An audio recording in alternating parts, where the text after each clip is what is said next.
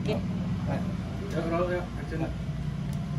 Oke, Pak John, ini kan sebenarnya mungkin Tiko belum mau, bukan bertemu Pak John sih, bertemu teman-teman medianya gitu kan sebenarnya.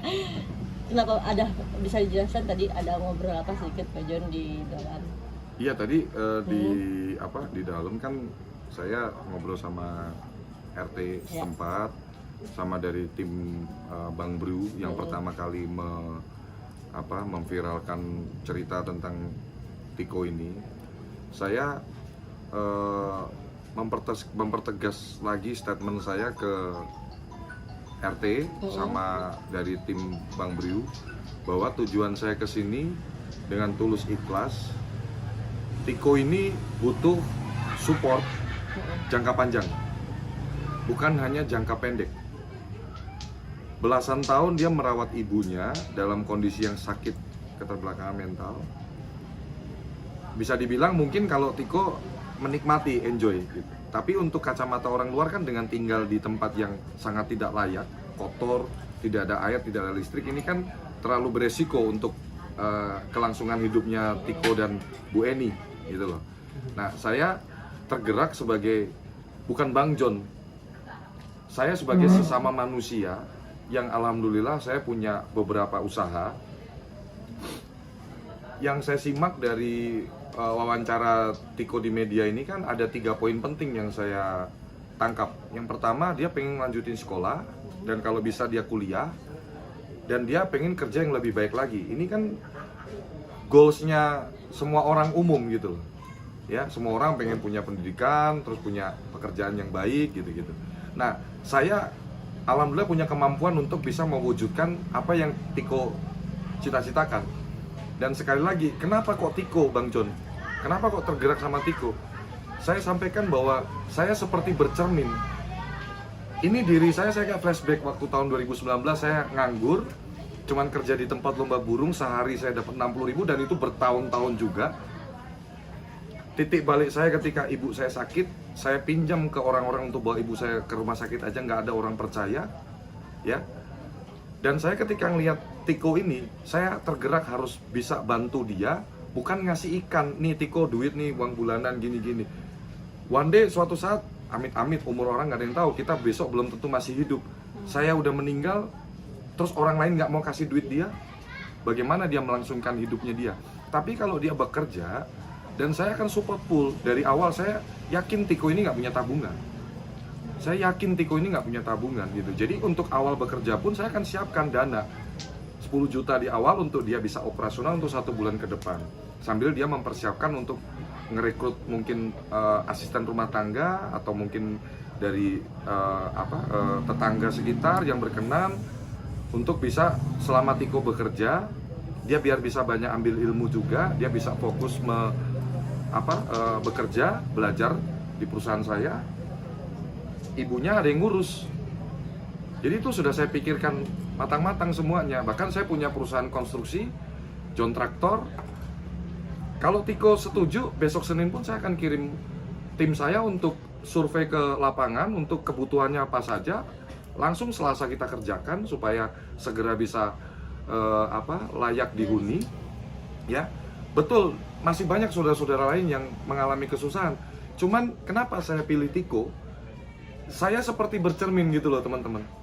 Jadi saya kayak ngaca, saya anak laki satu-satunya juga, saya sayang banget sama ibu saya. Tiko anak laki satu-satunya, sayang banget sama ibunya. Kondisinya bahkan lebih parah Tiko karena ibunya lagi sakit. Keterbelakangan mental itu belasan tahun diurusin sama dia, itu kan bukan hal yang mudah. Coba teman-teman bayangin deh. Coba merenung, berempati, merasakan di posisinya Tiko. Gitu loh. Jadi kita tahu rasanya gitu. Dan bukan, saya sekali lagi, saya bukan artis. Saya bukan nyari duit di konten, bukan nyari duit di viral-viralin, nimbrung di viralnya orang, enggak. Saya pengusaha dan saya punya kemampuan untuk bisa merekrut Tiko bekerja di perusahaan saya hadir di situ.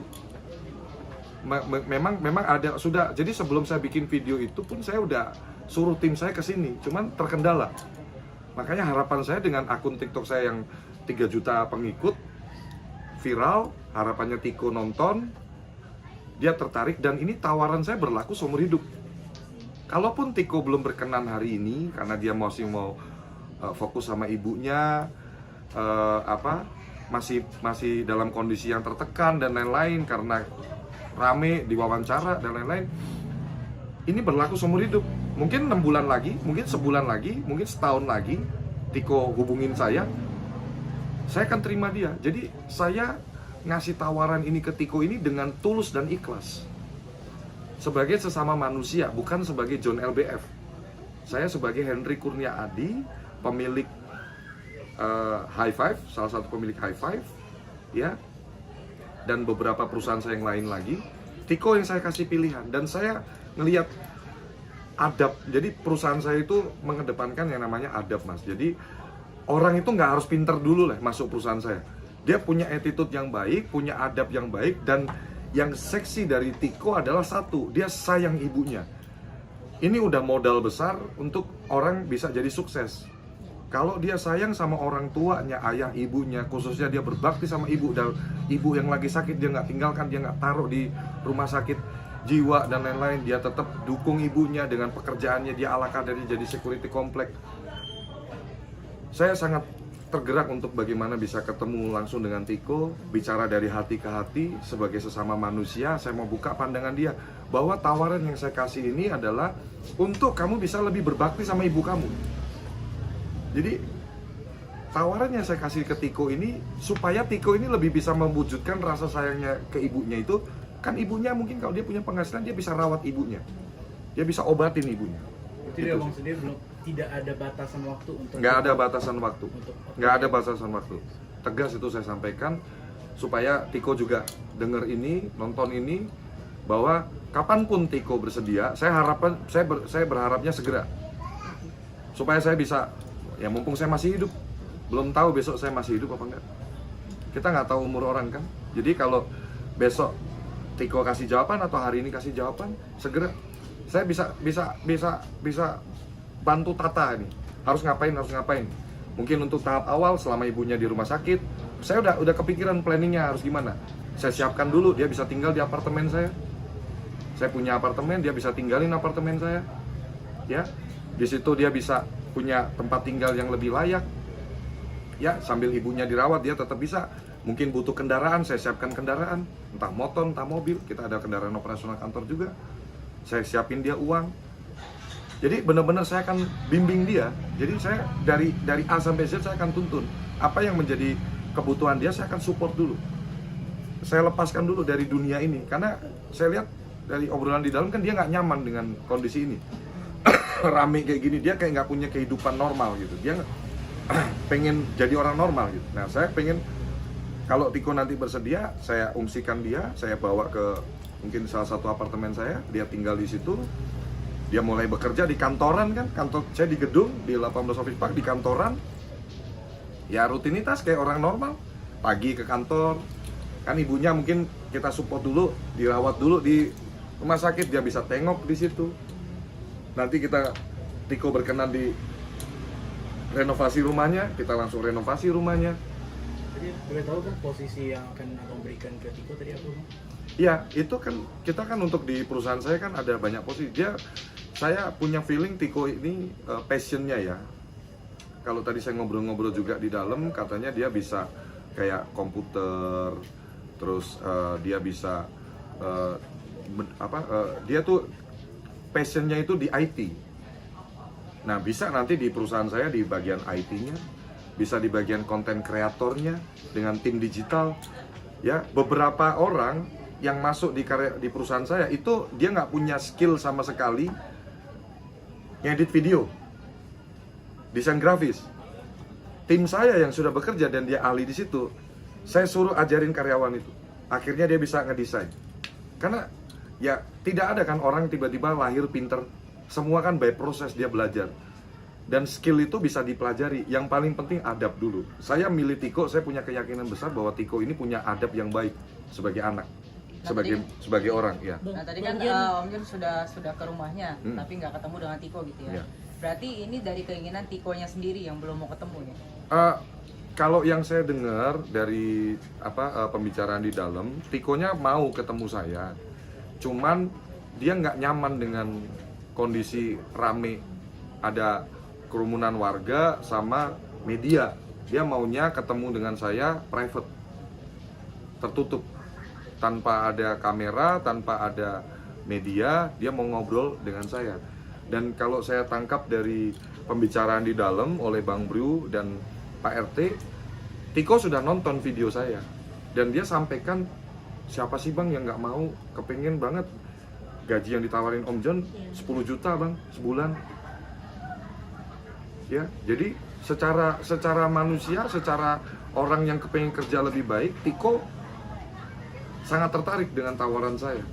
Cuman mungkin hari ini kan memang saya nggak punya akses ke Tiko, saya nggak punya nomor telepon Tiko secara pribadi, makanya saya ikhtiarnya datengin langsung ke lokasi.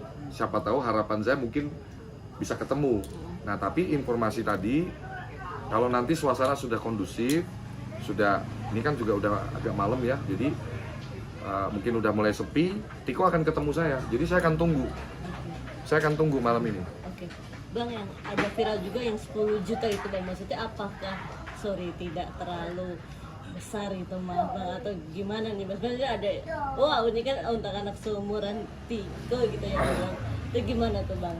Kalau menurut Abang? Jadi pertama saya bisa nawarin karena saya punya kemampuan. Kalau saya nggak punya kemampuan, namanya saya ngasih angin surga aja kan. Iya. Dan saya melihat sosoknya Tiko ini, kenapa saya kasih offering gaji awalnya itu di angka 10 juta, 2 digit. Karena ini anak punya kebutuhan besar. Dan saya yakin dia punya gaji segitu bukan untuk mabuk-mabukan, bukan untuk hal-hal yang nggak bener. Dia akan gunakan uang itu untuk ngerawat ibunya. Terlepas dari skill atau enggaknya ya? Skill bisa dilatih, skill bisa dipelajari. Saya nggak pernah wawancara karyawan saya tanya kamu lulusan mana, itu real, boleh dicek ke perusahaan saya. Saya nggak pernah peduli kamu kerja di sekolah di mana, bahkan pengalaman kerja di tempat sebelumnya aja saya nggak peduli. Yang saya peduli adalah ketika saya wawancara dia punya attitude yang baik, punya adab yang baik.